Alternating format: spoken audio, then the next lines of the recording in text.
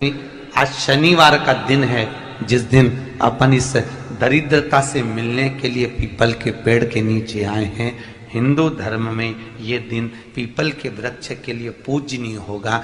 जो भी शनिवार के दिन पीपल के वृक्ष की पूजन करेगा, दूध चढ़ाएगा या मिष्ठान का भोग लगाएगा, लक्ष्मी और नारायण उसके घर में प्रवेश कर जाएगा।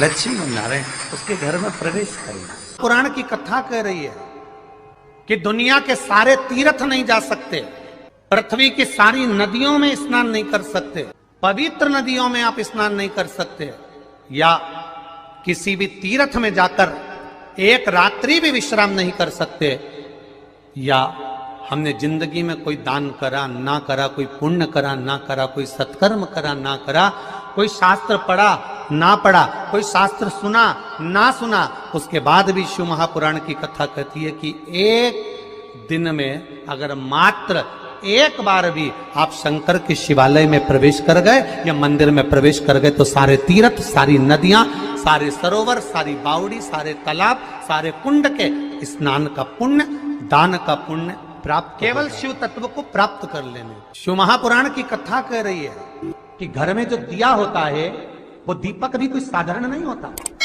उस दीपक की भी महत्वता है, उस दीपक का भी वर्णन है। एक बात बहुत अच्छे से सुनिएगा, शायद आपकी जिंदगी को सवार, शायद आपके जीवन को।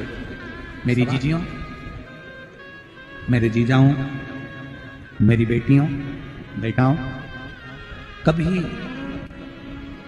कभी मौका लगे, शंकर भगवान के शिवलिंग के पास में आप बैठे हैं, यहां तक शास्त्र कहता है कि घर में अगर किसी को बहुत तेज बुखार आ गया है, बहुत तेज बुखार, और बच्चा उस बुखार में तप रहा है, बहुत तप रहा है, मारा, तुम जिस दिए में भगवान की आरती उतारते हो, जिस दिए से तुम भगवान की पूजन करते हो,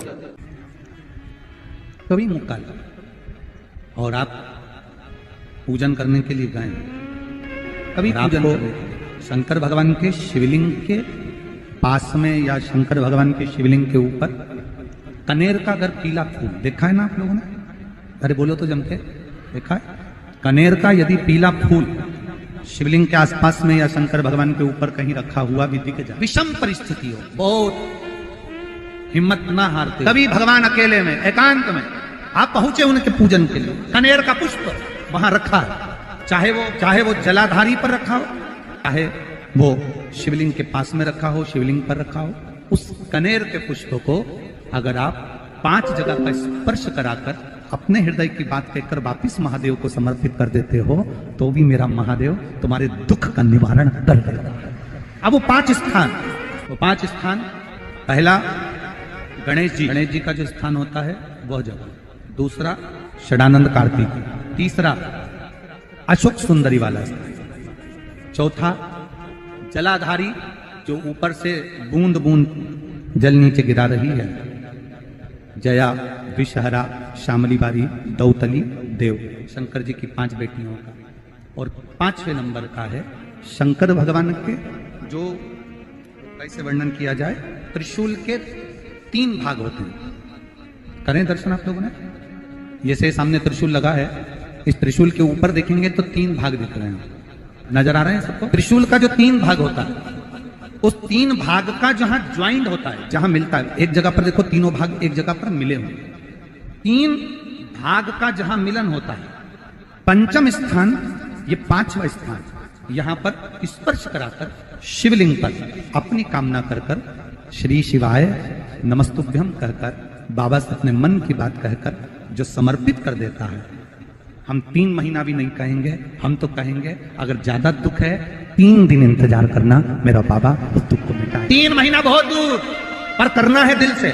और कई तरह के दीपक होते हैं, दीपक का भी विधान वर्णन किया गया, उस दिए का भी वर्णन किया गया। यहां तक शास्त्र कहता है कि घर में अगर किसी को बहुत तेज बुखार आ गया है, बहुत तेज बुखार, और बच्चा उस बुखार में तप रहा है, बहुत तप रहा है, तुम जिस दिए में भगवान की आरती उतारते हो, जिस दिए से तुम भगवान की पूजन करते हो, उस दिए की बत्ती को नीचे डाल दीजिए और उस दिए को पानी की बाल्टी में धो दीजिए। कौन सी बाल्टी में? जिस बाल्टी के पानी से आप बच्चे को स्नान करा सको,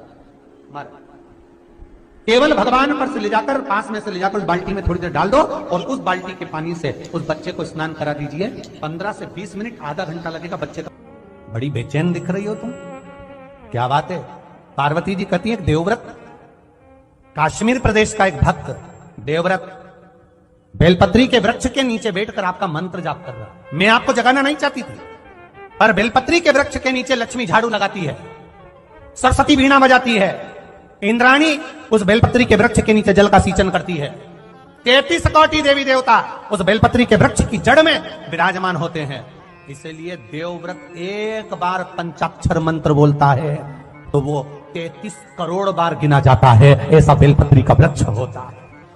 बेलपत्री के वृक्ष के नीचे एक बार अगर भगवान का नाम लिया जाता है तो वो 33 करोड़ बार, 33 कोटि बार गिना जाता है। एक मंत्र केवल नमः शिवाय, ओम नमः शिवाय, ओम नमः शिवाय। फिर वही वाली बात आ गई जो पहले कथा में कहा, अपने लिए अच्छा वाला घी छाट के लाना, अच्छी कंपनी का लाना, और जब यज्ञ करने बैठे, पूजन करने बैठे, हवन करने बैठे, भगवान का कोई पाठ पूजन करवाई, पूजा वाले दुकान पे बोलना कि पूजा का घी चाहिए। तो वो पूजा का सामान बेचने वाला भी चतुर था, उसने पूजा का ही घी दिया। तो इन्होंने पूछा भैया ये घी कितने का? तो क्या 80 रुपए का? तो 80 रुपए का आधा किलो? तो क्या पूजा का है? भारत की भूमि पर इस मृत्यु लोक में पूरे विश्व में ऐसे कई घर हैं जिनके घर में गुजारा करने के भी आफत है। पहनने के कपड़े नहीं, किसी के यहां पर भोजन नहीं, किसी के यहां जमीन नहीं, किसी के यहां दुकान नहीं, कोई पूरी जिंदगी किराए के मकान में निकाल देता है। नहीं, मेरा एक निवेदन है, इस कथा को जितने छत्रपति संभाजी नगर के श्रोता भाई बहन श्रवण कर रहे हैं उनसे निवेदन करूंगा, आप हाथ का ठेला लगा रहे हो, सब्जी का ठेला लगा रहे हो, फल का ठेला लगा रहे हो, धक्के की जिंदगी जी रहे हो, दरवाजे पर बैठे हो, कहीं ना कहीं तुम दास्य भाव की जिंदगी जी रहे हो, तकलीफ में जिंदगी जी रहे हो, बहुत दुख की जिंदगी जी रहे हो, बहुत कष्ट की जिंदगी जी रहे हो, उनसे केवल निवेदन करूंगा 3 महीने 2 जगह पर जल चढ़ाना प्रारंभ कर दीजिए। केवल 3 महीने, एक शंकर भगवान के शिवलिंग पर, दूसरा बेलपत्री के पेड़ के नीचे। 2 जगह पर जल चढ़ाना 3 महीने लगातार चालू कर दो, बाबा तुम्हारा हाथ पकड़कर तुम्हें उन्नति की सीढ़ी पर चढ़ा देगा। हमें कोई चमत्कार करना नहीं आता, और ना हम कोई तंत्र विद्या या मंत्र विद्या जानते हैं, ना हमारे पास में बेल है, ना हमारे पास में भभूति है। हमारे पास में तो केवल शिव का नाम है। आप श्री शिवाय नमस्तुभ्यम बोलो, ओम नमः शिवाय बोलो, नमः शिवाय बोलो, चाहे महामृत्युंजय मंत्र बोलो, उसका स्मरण करते करते भगवान शंकर के शिवलिंग पर जल, और उसी पात्र में जो जल तुमने शंकर जी को चढ़ाया है उसमें से बचा हुआ थोड़ा सा जल बेलपत्री के पेड़ के नीचे चढ़ाना प्रारंभ कर दो। अलग से बेलपत्री के पेड़ के नीचे चढ़ाने के लिए अलग से लोटा भर के जल जरूरत नहीं पड़ेगी। जो तुमने शिव जी को जल चढ़ाया, जो तुमने देवादिदेव महादेव को जल चढ़ाया, बस उसी पात्र का जल शंकर जी को चढ़ाओ, उसमें से बचा हुआ थोड़ा सा जल बेलपत्री के वृक्ष के नीचे चढ़ाना प्रारंभ करना। कौन सा बेलपत्री का वृक्ष? जिसकी छाया आपके ऊपर आ रही हो। शिव महापुराण बड़ी सुंदर बात कहता है, ध्यान दीजिएगा। जिस बेलपत्री का पौधा तुम्हारे सिर का, और ये दोनों हाथ ऊपर कर लो, अपन खड़े हुए और खड़े होकर दोनों हाथ ऊपर करे, इतना बड़ा बेलपत्री का पौधा है, उस बेलपत्री के पौधे की पत्ती को कभी तोड़कर शंकर जी को नहीं चढ़ाना चाहिए। ध्यान रखना, कितना बड़ा पौधा। आप खड़े हो जाओ और खड़े होने के बाद आपका हाथ ऊंचा कर लेना, इतना बड़ा पौधा है, उस पौधे की पत्ती बेलपत्री को तोड़कर शंकर भगवान को कभी नहीं चढ़ाना। शंकर भगवान को उस बेलपत्री को, उस वृक्ष की पत्ती को तोड़ना चाहिए जो वृक्ष तुम्हारे हाथ से थोड़ा सा ऊंचा हो, जिसके लिए तुम्हें हाथ और ऊंचा करना पड़ रहा हो।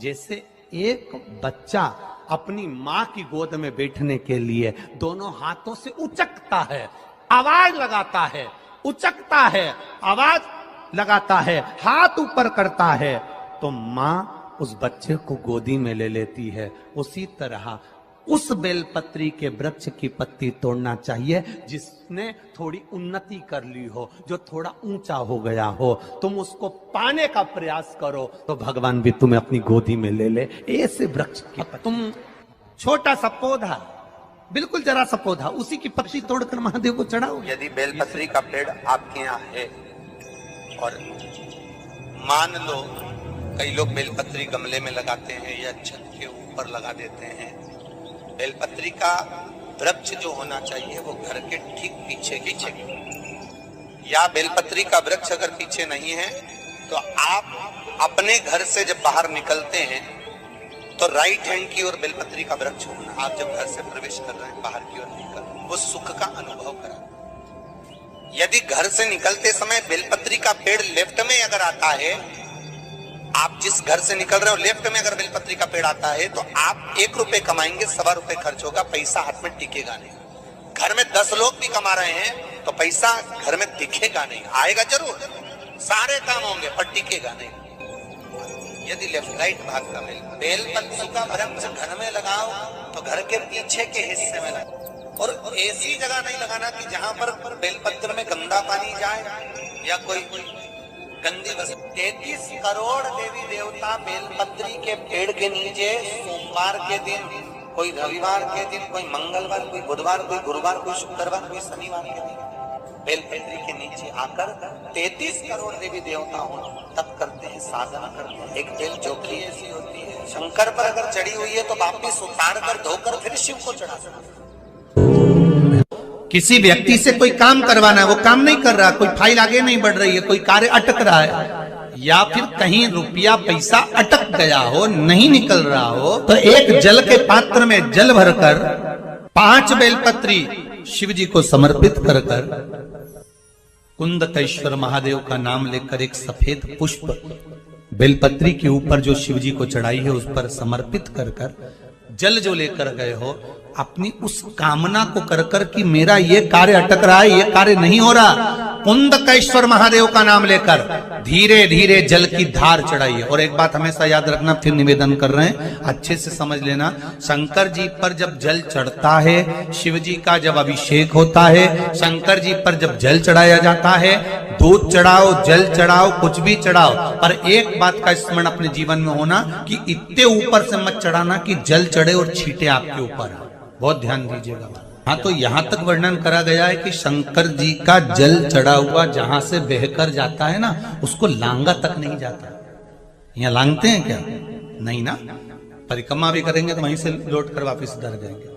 शिव जी का जहां से जल बहकर जा रहा हो, चढ़ा हुआ जल जहां से बहकर जा रहा हो, उसको लांगा तक नहीं जाता। और कई लोग बड़े बड़े आनंद में शंकर जी पे इतनी ऊपर से जल चढ़ाएंगे तो वो छींटे पूरे अपने ऊपर आना चाहिए, शरीर पर आना चाहिए। नहीं, उसका दोष है महाराज, उसका दोष। आप भगवान को अगर जल चढ़ाओ, दूध चढ़ाओ, तो मान लो अगर जैसे एक सरल भाषा में समझ लो और अच्छे से, कि जैसे ये शिवलिंग है शंकर जी का, ये शिवलिंग है, और आप जल चढ़ा रहे हो तो इतनी ऊपर से छोड़ोगे तो पानी का छींटा तो अपने ऊपर आएगा, पर वही जल, वही दूध, वही सामग्री आप शिवलिंग से थोड़ी सी दूरी बनाकर अगर आप समर्पित करेंगे तो बाबा उसको स्वीकार भी करता है और आनंद की अनुभूति भी होती है। कार्य में सिद्धता, कार्य में उसकी सिद्धता भी। आइए भक्तों, आज सुनते हैं तुलसी माता की चालीसा। यह चालीसा सुनने से होती है हर रोगों से मुक्ति, मिलती है सुख समृद्धि का आशीर्वाद। तो एक बार बोलिए प्रेम से विष्णु भगवान की जय, तुलसी माता की जय, भगवती माता की जय। श्री तुलसी महारानी करो विनय सिरनाय, जो मम हो संकट विकट दीजे मात नसाय। नमो नमो तुलसी महारानी, महिमा अमित न जाए बखानी, दियो विष्णु तुमको सम्माना, जग में छायो सुयस महाना। विष्णु प्रिय जय जयंती भवानी, तिहु लोक की हो सुख खानी। भगवत पूजा करे जो कोई, बिना तुम्हारे सफल न हो। जिन घर तब नहीं होए निवासा, उस पर करे विष्णु नहीं वासा। करे सदा जो तब नित सुमरन, ते ही के काज होए सब पूरन। कार्तिक मास महात्म्य तुम्हारा, जाको जानत सब संसारा। तब पूजन जो करे कुमारी, पावे सुंदर वर सुकुमारी। करे जो पूजा नित प्रति नारी, सुख संपत्ति से होए सुखारी। वृद्धा नारी करे जो पूजन, मिले भक्ति होबे पुलकित मन। श्रद्धा से पूजे जो कोई, भव निधि से तर जावे सोई। कथा भागवत यज्ञ करावे, तुम बिन नहीं सफलता पावे। छायो तब प्रताप जग भारी, ध्यावत तुम्हि सकल चित्तधारी। तुम्हि मात यत्र तंत्र में, सकल काज सीधे होवे क्षण में। औषधि रूप आप हो माता, सब जग में तब यश विख्याता। देव ऋषि मुनि और तपधारी, करत सदा तब जय जयकारी। वेद पुराणन तब यश ज्ञाया, महिमा अगम पार नहीं पाया। नमो नमो जय सुख कारिणी, नमो नमो जय दुख निवारिणी। नमो नमो सुख संपत्ति देनी, नमो नमो अख काटन छेनी। नमो नमो भक्तन दुख हरनी, नमो नमो दुष्टन मद छेनी। नमो नमो भव पार उतारिणी, नमो नमो परलोक सुधारिणी। नमो नमो निज भक्तन उबारिणी, नमो नमो जन काज सवारिणी। नमो नमो जय कुमति नशावनी, नमो नमो सब सुख उपजावनी। जयति जयति जय तुलसी माई, ध्याऊ तुमको शीश नवाई। निर्जन जानी मोहि अपनाओ, बिगड़े काज आप बनाओ। करूं विनय मैं मात तुम्हारी, पूरन आशा करूं हमारी। शरण चरण कर जोरी मनाओ, निस दिन तेरे ही गुण गाऊं। करहु मात यश अब मोह पर दाया, निर्मल होए सकल मम काया। मांगू मात या वर दीजे, सकल मनोरथ पूरन कीजे। जानू नहीं कुछ नेम उचारा, क्षमहु मात अपराध हमारा। 12 मास करे जो पूजा, ताशम जग में और न दूजा। प्रथम ही गंगा जल मंगवावे, फिर सुंदर स्नान करावे। चंदन अक्षत पुष्प चढ़ावे, धूप दीप नैवेद्य लगावे। करे आचमन गंगा जल से, ध्यान करे हृदय निर्मल से। पाठ करे फिर 40 की, स्तुति करे मात तुलसी की। यह विधि पूजा करे हमेशा, ताके तन नहीं रहे कलेशा। करे मास कार्तिक का साधन, शोभे नित्य पवित्र सिद्ध हो जाई। है यह कथा महासुखदाई, पढ़े सुने सो भव तर जाई। यह श्री तुलसी चालीसा, पाठ करे जो कोई। गोविंद सो फल पावही, जो मन इच्छा होई। तो एक बार बोलिए प्रेम से विष्णु भगवान की जय, तुलसी माता की जय, भगवती माता की जय, सर्व देवी देवताओं की जय।